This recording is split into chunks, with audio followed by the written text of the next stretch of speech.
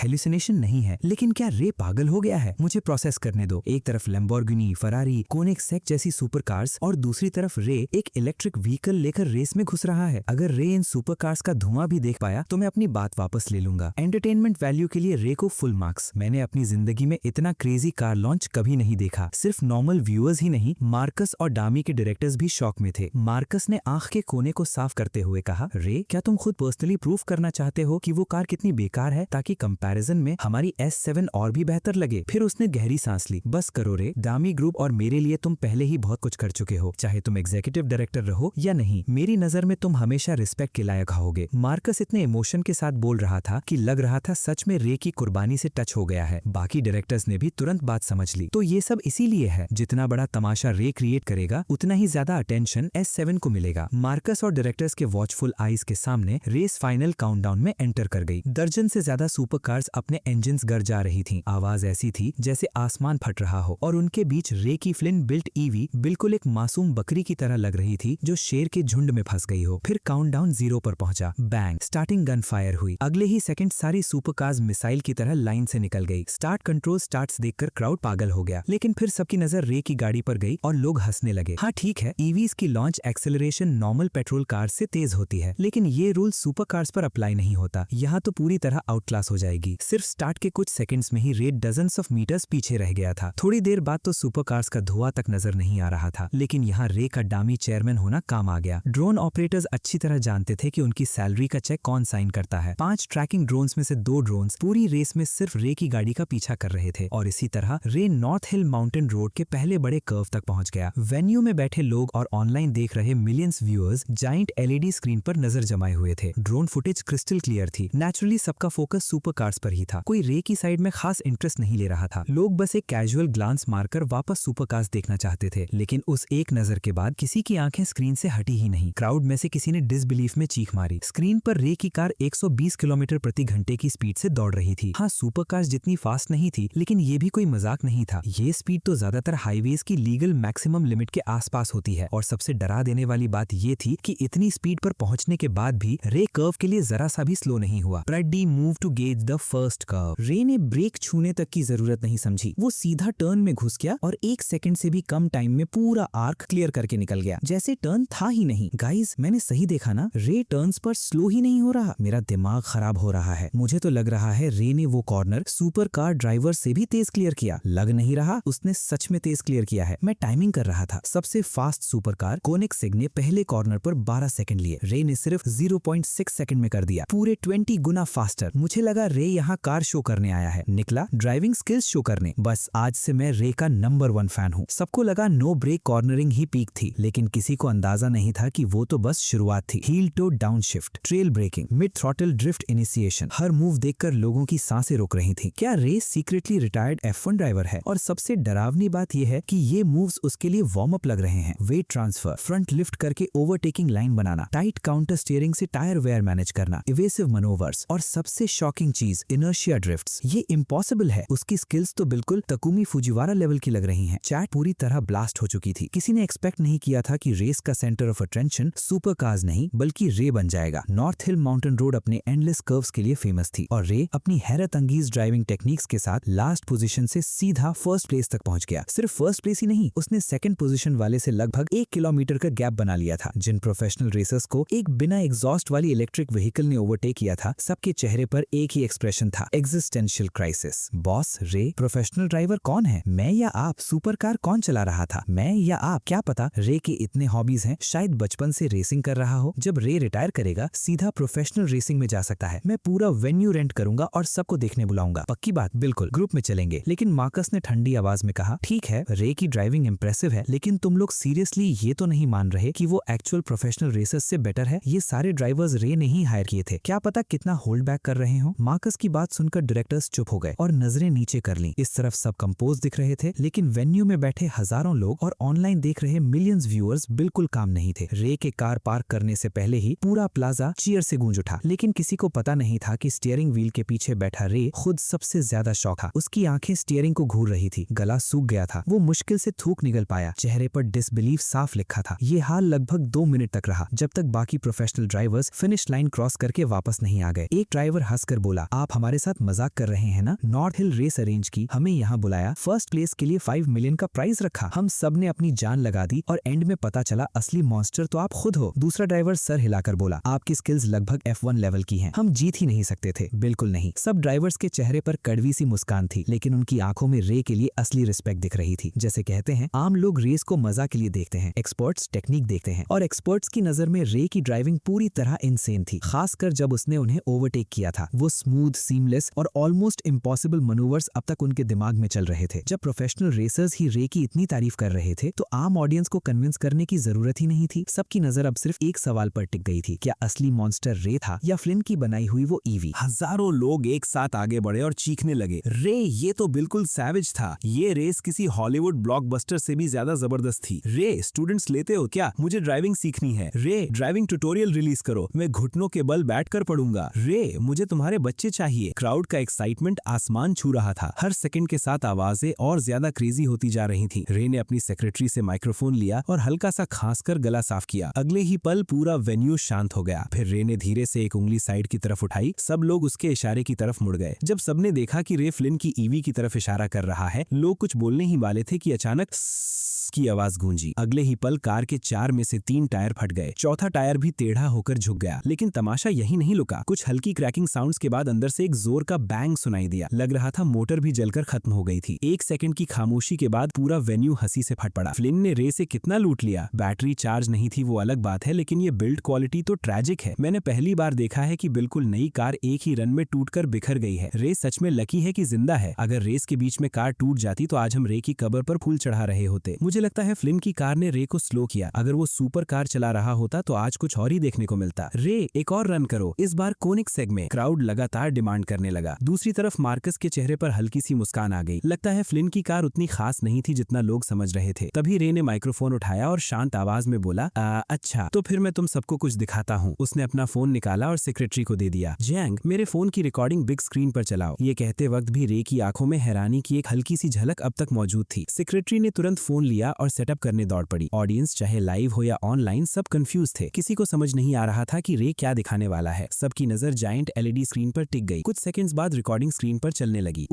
ये तो रे की इन कार रिकॉर्डिंग है। अब मजा आएगा। मैं देखना चाहता हूँ उसने ड्राइव कैसे किया। रे लेजेंड है जो ये फुटेज शेयर कर रहा है। मैं इसे फ्रेम बाय फ्रेम एनालाइज करूंगा। सिर्फ तुम नहीं, प्रोफेशनल ड्राइवर्स को देखो। सच में जो रेसर्स अभी रेस करके आए थे सबने अपने फोन्स निकाल लिए थे। उनके चेहरे बिल्कुल सीरियस हो गए थे। हर एक की नजर स्क्रीन पर चिपक गई थी। किसी की हिम्मत नहीं हो रही थी पलक झपकाने की। सबको डर था कहीं कोई डिटेल मिस ना हो जाए। स्क्रीन पर रेस स्टार्ट होने से पहले का सीन चल रहा था। दर्जन से ज्यादा सुपर कार्स के इंजन्स एक के बाद एक गरज रहे थे। लेकिन फुटेज में एक अजीब बात नजर आई। रे के हाथ स्टीयरिंग व्हील पर थे ही नहीं। उसने सिर्फ एक उंगली उठाई और सेंटर कंट्रोल स्क्रीन पर हल्का सा टैप किया। अगले ही सेकंड पूरे वेन्यू में खूबसूरत और एलिगेंट फीमेल वॉइस गूंज उठी। डिंग, आपने fully autonomous driving mode select किया है। कृपया अपनी सीट बेल्ट बांध लीजिए। चाइम बहुत सुंदर थी, आवाज बहुत सूदिंग थी, लेकिन इस वक्त ये 2 लाइनें हर किसी के कानों में बिजली बनकर गिरी। पूरे क्राउड के चेहरे एक साथ जम गए। मार्कस और DMI ग्रुप के डायरेक्टर्स भी आंखें फाड़कर स्क्रीन को देख रहे थे। उन्हें लग रहा था शायद उन्होंने गलत सुना है। फुली ऑटोनॉमस ड्राइविंग मोड मतलब नॉर्थ हिल माउंटेन रोड की वो इंसेन रेस जहां रे ने प्रोफेशनल रेसर्स को पीछे छोड़ दिया था। वहां स्टीयरिंग व्हील पकड़कर गाड़ी रे नहीं चला रहा था, गाड़ी खुद को चला रही थी। फुली ऑटोनॉमस ड्राइविंग, ये 3 शब्द सुनते ही पूरा वेन्यू सन रह गया। क्या इसका मतलब ये था कि प्रोफेशनल रेसर्स और उनकी सुपर कार्स को हराने वाला रे नहीं था बल्कि कार का ऑटोनॉमस ड्राइविंग सिस्टम था? थोड़ी देर पहले मार्कस ने जो डमी S7 लॉन्च की थी उसमें भी ऑटोनॉमस ड्राइविंग फीचर था। वो खुद स्टेज के सेंटर तक ड्राइव करके आई थी और उसी बात पर ऑडियंस ने तालियों से आसमान हिला दिया था। सिर्फ उस फीचर को ही लोग एक्स्ट्रा ऑर्डिनरी मान रहे थे। लेकिन अब वो क्या देख रहे थे? एक ऐसी सिस्टम वॉइस जो सिर्फ इतना कह रही थी, सीट बेल्ट बांध लीजिए। अगर पूरी रेस फ्लिन की कार ने खुद कंप्लीट की थी और रे ने स्टार्ट से फिनिश तक स्टीयरिंग को टच तक नहीं किया था तो इसका इम्पैक्ट पूरी EV इंडस्ट्री पर न्यूक्लियर ब्लास्ट से कम नहीं था। इस कार के सामने जो भी व्हीकल्स ऑटोनॉमस ड्राइविंग का क्लेम करते थे सब बच्चों के खिलौने लग रहे थे। ये टेक्नोलॉजी अभी एग्जिस्ट ही कैसे कर सकती है? मार्कस अपना कंपोजर खो बैठा। ऐसी चीज तो 10 साल और डेवलपमेंट करने के बाद भी नहीं बन सकती। बाकी डायरेक्टर से ज्यादा मार्कस समझता था कि ये कितना अपसर्ड। एक डायरेक्टर ने आंखें सिकोड़ कर कहा, मार्कस अभी पैनिक मत करो, पहले पूरी रिकॉर्डिंग देख लेते हैं। मार्कस ने होठों को दबा लिया और गहरी भौं के साथ स्क्रीन की तरफ मुड़ गया। उधर ऑडियंस शॉक से बाहर आ चुकी थी और अब पूरी तरह स्क्रीन में डूब गई थी। फुटेज आगे बढ़ने लगी। सीट बेल्ट बांधने के बाद रे बस सीट पर पीछे टिककर आराम से बैठ गया था और फिर गाड़ी ने खुद सब कुछ करना शुरू कर दिया। Heel to downshifts, trail braking, mid throttle drift initiation, FR weight transfer से ओवरटेकिंग लाइंस क्रिएट करना, इवेसिव मैन्यूवर्स, काउंटर स्टीयरिंग से टायर वेयर मैनेज करना, इनर्शिया ग्रिप ड्रिफ्टिंग जो प्रोफेशनल रेसर्स भी मुश्किल से एग्जीक्यूट कर पाते थे, और ये सब एक कार खुद कर रही थी। क्राउड जितना आगे फुटेज देखता गया उतना ही ज्यादा डरने लगा। सबसे बड़ा झटका तब लगा जब रिकॉर्डिंग के 10 मिनट 8 सेकंड पर वही एलिगेंट चाइम दोबारा बजी। डिंग, टायर और मोटर ओवरलोड डिटेक्ट हुआ है। एस्टिमेटेड फेलियर 8 मिनट 7 सेकंड के अंदर। बाकी सारे कंपोनेंट्स नॉर्मल कंडीशन में है। ये सुनते ही लोग ऐसे झटके से होश में आए जैसे सपने से जाग गए हों। सब ने मुश्किल से थूक निकला। मतलब टायर और मोटर फेलियर कार को पहले से पता था और एग्जैक्ट सेकंड तक प्रेडिक्शन भी कर दिया। रेस के दौरान कभी कोई रियल डेंजर था ही नहीं, सब कुछ कैलकुलेशन के अंदर था। मैं खत्म हो गया, बिल्कुल खत्म। मुझे लगा 800 किलोमीटर प्रति घंटे वाली मोटरसाइकिल ही फ्लिन की लिमिट है, लेकिन सिर्फ 3 दिन में उसने फिर मेरा दिमाग उड़ा दिया। मेरे दिल में फ्लिन मिलियंस टाइम लेजेंड बन गया। कंप्यूटर्स, मोटरसाइकिल्स और अब इलेक्ट्रिक व्हीकल्स। इस बंदे की सीलिंग आखिर है कहाँ? मैंने कभी इमेजिन नहीं किया था कि एक इंसान इतना टैलेंटेड हो सकता है। क्या अब भी स्कूल वापस जाना लेट नहीं हुआ? पहली बार मुझे नॉलेज और स्किल की असली पावर फील हो रही है। किसी ने कहा फ्लिन 60 साल का होगा, मैं कहता हूँ 80 से कम हो ही नहीं सकता। ऐसे रिजल्ट्स के लिए पूरी जिंदगी रिसर्च करनी पड़ती है। स्ट्रीम का व्यूअर काउंट 10 मिलियन के पास पहुंच चुका था और डिबेट रुकने का नाम नहीं ले रही थी। जायंट स्क्रीन पर ऑटोनॉमस मोड में दौड़ती हुई वो कार देखना लोगों को किसी सुपर हीरो को देखने जैसा लग रहा था, जैसे खुद रोशनी को चलती हुई देख रहे हो। और सिर्फ आम व्यूअर्स ही नहीं, स्ट्रीम देख रहे बिजनेस टाइकून्स भी पूरी तरह स्टंट थे। शेन सिटी की एक लग्जरी विला के अंदर नेथन स्क्रीन को घूर रहा था। उसकी सांसें धीरे धीरे भारी होती जा रही थी। उसकी आंखों में शॉक, एक्साइटमेंट और ग्रीड तीनों एक साथ चमक रहे थे, क्योंकि उसने समझ लिया था फ्लिन ने कार नहीं बनाई थी, फ्लिन ने फ्यूचर बना दिया था। कुछ ही टाइम पहले हुआवे ने भी अपनी इलेक्ट्रिक व्हीकल लॉन्च की थी। उसकी क्वालिटी आउटस्टैंडिंग थी। सिर्फ ऑटोनोमस ड्राइविंग फीचर के दम पर उसने कंपेटिटर्स को पीछे छोड़ दिया था और ईवी रैंकिंग्स के टॉप पर पहुंच गई थी। लेकिन इस वक्त जब नेथन हुआवे विजन S9 के सेल्फ ड्राइविंग सिस्टम को फ्लिन की कार के साथ कंपेयर कर रहा था, उसे समझ ही नहीं आ रहा था क्या कहे। हुआवे का विजन S9 अब उसकी ऑटोनोमस ड्राइविंग कैसी लग रही थी? बिल्कुल बच्चों का खिलौना। और जब नेथन को याद आया कि उसने हुआवे HR के थ्रू फ्लिन को 300 मिलियन एनुअल सैलरी का ऑफर भेजा था, उसका चेहरा शर्म से जलने लगा। हुआवे ने विजन S9 बनाने के लिए 20 बिलियन से ज्यादा R&D में झोंक दिए थे, फिर भी मुश्किल से ये रिजल्ट मिला था। और फ्लिन एक अकेला आदमी, उसने ऐसी कार बना दी जो विजन S9 को पूरी तरह पीछे छोड़ सकती थी। नेथन को लगा फ्लिन की वैल्यू उसके सारे PhDs और मास्टर्स वाली रिसर्च टीम्स को मिलाकर भी नहीं मापी जा सकती। 300 मिलियन। अब उसे लग रहा था ये ऑफर फ्लिन की इंसल्ट नहीं थी, ये उसकी खुद की इंसल्ट थी। सीसी, नेथन ने गहरी सांस लेते हुए कहा, इस बार तुम्हारे अंकल गलत थे, बिल्कुल गलत। शुरू से ही ये रे का मार्केटिंग स्टंट नहीं था, ये फ्लिन का वन मैन शो था। मैंने फ्लिन को बहुत अंडर एस्टिमेट कर दिया। वो अकेला इंसान है जिसकी वैल्यू मुझे नहीं पता कितनी टॉप टियर रिसर्च टीम से ज्यादा है। लॉन्ग किंगडम के पास ऐसा इंसान होना पूरे देश के लिए ब्लेसिंग है। कड़वी सी हंसी के बाद नेथन के चेहरे पर असली एक्साइटमेंट आ गई। इस पल फ्लिन का नाम हर इंसान के दिल और दिमाग में हमेशा के लिए बस गया। जब रिकॉर्डिंग खत्म हुई तो सबकी नजर फिर से फ्लिन की बनाई हुई कार पर टिक गई। खामोशी के बीच एक ताली बजी, फिर दूसरी, फिर तीसरी, और अगले ही पल पूरा वेन्यू तालियों की गरज से गूंज उठा। हर किसी को महसूस हो रहा था कि इलेक्ट्रिक व्हीकल्स के लिए एक नया युग शुरू होने वाला है। लेकिन उसी वक्त उस टूट फूट चुकी कार के अंदर से एक बार फिर वही एलिगेंट चाइम सुनाई दी। डिंग। व्हीकल ओनर के लिए एक वॉइस मैसेज मौजूद है, कृपया रिव्यू करें। Scanning, scanning. Message clearance level threshold से ऊपर है। व्हीकल ओनर के लिए ऑटो प्ले मैसेज शुरू किया जा रहा है। अगले ही सेकंड पूरे प्लाजा में मेरी आवाज गूंज उठी। हे रे, फ्लिन बोल रहा हूँ। तुमने शायद सुना होगा, मैं सिर्फ प्रोडक्ट्स बेचता हूँ, पेटेंट्स नहीं। जो भी मेरी टेक्नोलॉजी रिवर्स इंजीनियर कर ले उसे बस लाइसेंसिंग फी देनी होती है। लेकिन इस कार के लिए, जिसे मैं डैमी SUV ऑरोरा कहता हूँ, पहली जनरेशन AEV, मैं तुम्हें कुछ पेटेंट्स बेचने के लिए रेडी हूँ। क्या करूँ? आजकल थोड़ा कैश की कमी चल रही है। अगर इंटरेस्टेड हो तो ऑर्डर रिसीट के थ्रू मुझसे कांटेक्ट कर लेना। जैसे ही ये मैसेज खत्म हुआ, पूरा वेन्यू फिर से चुप हो गया और ऑनलाइन देख रहे मिलियंस व्यूअर्स पूरी तरह पागल हो गए। कैश की कमी? भाई ने 10 मिलियन लिए और फिर भी कैश की कमी है? ये बंदा कभी नहीं बदलेगा। लेजेंडरी टेक्नोलॉजी के बीच में भी स्कैमर वाली लाइन मार दी। उधर रे के चेहरे पर इतनी बड़ी स्माइल आ गई कि लग रहा था कान तक पहुंच जाएगी। रे को फ्लिन का रूल पहले से पता था, प्रोडक्ट्स बेचता है, पेटेंट्स नहीं। इसलिए उसका ओरिजिनल प्लान था कि पहले डैमी ग्रुप पर पूरा कंट्रोल हासिल करे, फिर रिसर्च टीम बनाकर दिन रात फ्लिन की कार को स्टडी करे। लेकिन अब फ्लिन ने सीधा पेटेंट्स ऑफर कर दिए थे, जैसे किसी ने सोने की थाली में गिफ्ट रखकर दे दिया हो। रे को पूरा भरोसा था कि फ्लिन की मदद से डैमी SUV ऑरोरा बहुत जल्दी मास प्रोडक्शन में आ सकती है। और इस वक्त उसे लग रहा था कि ऑरोरा नाम से बेहतर कोई नाम नहीं हो सकता, क्योंकि ये कार वाकई एक रोशनी की किरण की तरह EV दुनिया में फूटी थी। रे तो तुरंत फ्लिन से कांटेक्ट करने के लिए निकलने वाला था कि पीछे से भारी कदमों की आवाज सुनाई दी। वो मुड़ा और देखा मार्कस उसके पीछे खड़ा था। रे, कांग्रेचुलेशंस। मार्कस के चेहरे पर कड़वाहट और डिसबिलीफ दोनों थे। उसने कभी इमेजिन नहीं किया था कि रे एक अकेला इंसान लेकर आएगा और डैमी ग्रुप की पूरी R&D डिवीजन को हरा देगा, और वो भी इतने बुरे तरीके से कि कंपैरिजन तक न बचे। इतना उदास मत हो। रे ने हल्की सी मुस्कान के साथ उसकी तरफ देखा। जिसने तुम्हें हराया वो मैं नहीं था, रे ने हल्की सी मुस्कान के साथ कहा। वो जीनियस लड़का था। थोड़ी देर रुककर उसने आसमान की तरफ देखा। लोग कहते हैं मेरी जिंदगी लेजेंड जैसी रही है, लेकिन उस यंग जीनियस के सामने। मुझे लगता है असली लेजेंड तो वही है। रे की बात सुनते ही मार्कस कुछ पल के लिए ब्लैंक हो गया, फिर उसने कड़वी सी मुस्कान के साथ सर हिला दिया। रे, तुम गलत समझ रहे हो, मैं उदास नहीं हूँ, मैं फेयर एंड स्क्वायर हारा हूँ। फ्लिन कमाल का है, इतना कमाल का कि अभी तक मेरा दिल कांप रहा है, लेकिन तुम्हारा डिसीजन भी उतना ही ब्रिलियंट था। मार्कस ने गहरी सांस ली। अब मुझे समझ आया कि तुम सिर्फ DMI के फाउंडर नहीं हो, तुम DMI को लीड करने के लिए सबसे सूटेबल इंसान हो। रे, जब फिर मुलाकात होगी। इतना कहकर मार्कस ने हल्का सा झुककर सल्यूट जैसा जेस्चर किया और मुड़कर चलने लगा। रे उसकी पीठ को देखते हुए खड़ा रहा, लेकिन कुछ कदम चलने के बाद मार्कस रुक गया। वो पलट कर बोला, अब तुम्हारा क्या प्लान है? बिजनेस की दुनिया में दोनों दुश्मन थे, कॉम्पिटिटर्स थे, लेकिन दिल के किसी कोने में रे मार्कस की इज्जत करता था। कम से कम EV टेक्नोलॉजी के मामले में मार्कस उससे कहीं ज्यादा केपेबल था। S7 फ्लिन से हारी थी, किसी और EV से नहीं। मार्कस ने आसमान की तरफ देखते हुए जवाब दिया, मैं रिसर्च इंस्टीट्यूट वापस जा रहा हूँ। तुम जानते हो रे, मेरी फैमिली का यांजिंग में काफी इन्फ्लुएंस है। मैं पहले अपना ज्यादातर वक्त रिसर्च करते हुए ही बिताता था, फिर धीरे धीरे बोर हो गया, रिसर्च में इंटरेस्ट खत्म हो गया। मार्कस की आंखों में एक नई चमक आ गई। लेकिन आज